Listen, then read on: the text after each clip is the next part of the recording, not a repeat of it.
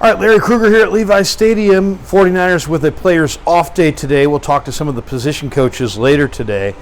The 49ers, though, yesterday made an interesting move. They waived safety Avery Young, and they signed the veteran defensive end Taco Charlton to a one-year deal. Now, let's talk a little bit about Charlton.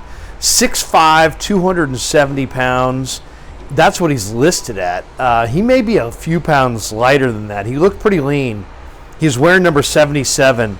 And then immediately he came out and looked really good. He looked really good in the one-on-ones.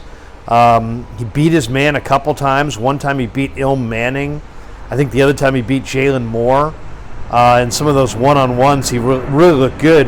And then in the team portion of the drills, Charlton got a sack, on his first day in a 49er uniform. He looked really, really good. He had a sack. He had a tackle for a loss. Interesting player. This is a former first-round draft choice in 2017 by the Dallas Cowboys. They took him 28th in the draft out of the University of Michigan. And, you go back to his Michigan career, he played for Jim Harbaugh at Michigan. He had 19 sacks in 46 games for the Wolverines. And thus far in the NFL, he's had 11.5 career sacks in 60 career games. He's floated around. This is a guy who has a world of talent, and nobody's been able to really get it out of him on a consistent basis. Started with Dallas, went to Miami, then went from Miami to Kansas City.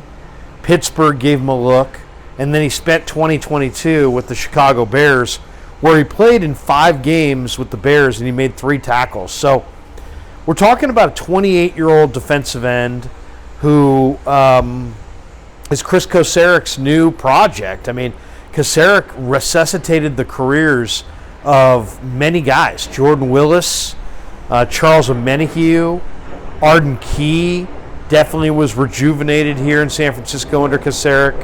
Samson Ebukam just earned a big deal with the Indianapolis Colts after playing for Koceric. Kerry Hyder has played some really good ball for Koceric. So, Kris has a knack of getting, the scouts will say, man, the kid's got it in him.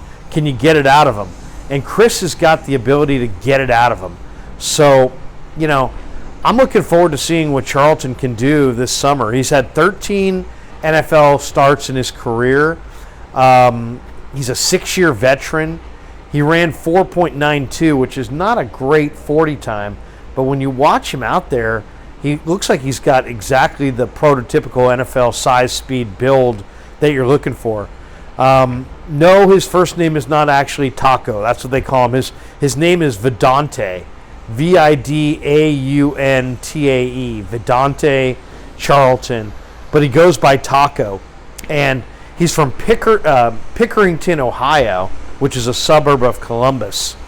And, man, everything came together in him in college back in 2016. He had 9.5 sacks, 13 tackles for loss. The book on Charlton is that he's just always been inconsistent. For a guy that has the kind of size and the kind of length and the kind of athleticism that he possesses, his production was always just kind of modest. And he was always considered kind of an inconsistent guy, and he's continued that inconsistency into the pros. But he's got great size. He has great length.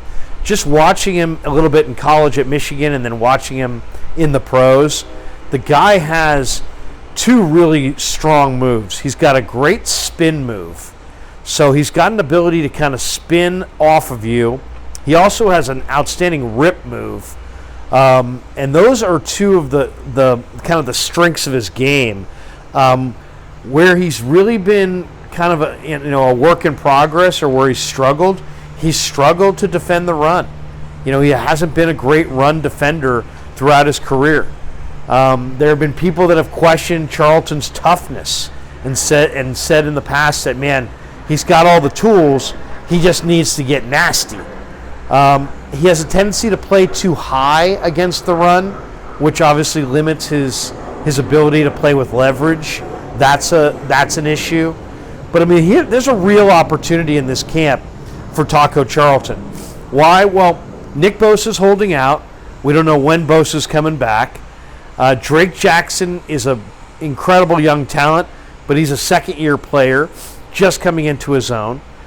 Kerry Hyder, he's kind of a combo player, right? He's a little bit of an inside player. He's a little bit of an outside player. He's not really what you want in either spot. Hyder's greatest strength is he's got a fantastic motor that just revs high all the time, and he's going full bore. But is he a tackle inside? He's a little undersized for that. Is he a defensive end? He doesn't have elite explosive traits, so he's not an elite defensive end. He's more of a try-hard guy in both spots that can be played in a rotation. The rest of the guys at defensive end are very much question marks. Robert Beal did not practice yesterday. He's got an incredible athletic profile from the University of Georgia. Comes flying off the edge, 4.4 speed, really long arms, great individual talent. But the question is, can he produce? Can he be a regular, productive player? He really was a part-time player at the University of Georgia. Can he become more of a full-time player in the pros? I think that's really the question. Then you got Austin Bryant. Bryant missed a day of practice this week as well. He's got kind of real skinny legs. He was a great pass rusher at Clemson on one of the college football's most dominating and talented defensive lines.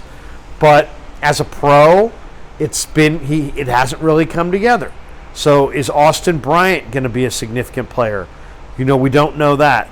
Then there's Clelin Ferrell. Ferrell was the 4th pick overall in the draft and has 10 sacks in 4 seasons. And, when I watch Ferrell out there, he looks solid, strong against the run, but doesn't have elite speed off the edge, doesn't have elite traits to burn that edge, and he's not going to scare an offensive tackle. He just doesn't have dynamic closing ability or pass rush ability. I think Clelin Ferrell's probably best as an interior guy in like a 4 defensive end alignment where you want to, like the NASCAR package where you want to, take advantage of all your defensive ends and take some tackles off the field and put your defensive ends inside. And we saw Amenahue do that last year. We saw Drake Jackson do that last year. I think Ferrell's ideally suited for that role. Daryl Johnson is a really tall, angular, athletic defensive end who's kind of bounced around to a couple spots and is going to have a difficult time making this roster. One guy to keep your eye on as well at defensive end is Alex Barrett. Barrett has got a lot of what you're looking for. He's not an elite athlete, but man, as far as the pass rush ability, the effort, the motor, the hand usage, there's a lot to like about Alex Barrett as an edge rusher. But take a look at Taco Charlton. He wears number 77, and I think this is going to be a challenge for Kris to see if Kris can get the talent that everybody has known that Charlton's had going back to Michigan. This guy was a first-round pick for a reason. This guy was the 28th pick in the draft for a reason. He's got great length. He's got great tools. Can Kris fire him up, get him to play his best football like he did with Willis and Amenahue and Arden Key and Ebukam and Kerry Hyder? Can Kris resuscitate this kid's career? I think there's a chance he can.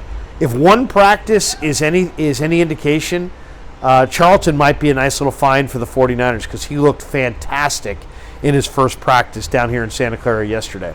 All right, there's your little profile on Taco Charlton, the newest 49er. Check him out during the preseason. He's wearing number 77. Thanks to Pig and a Pickle for being the title sponsor of The Krug Show. And thanks to all you guys for supporting The Krug Show on YouTube.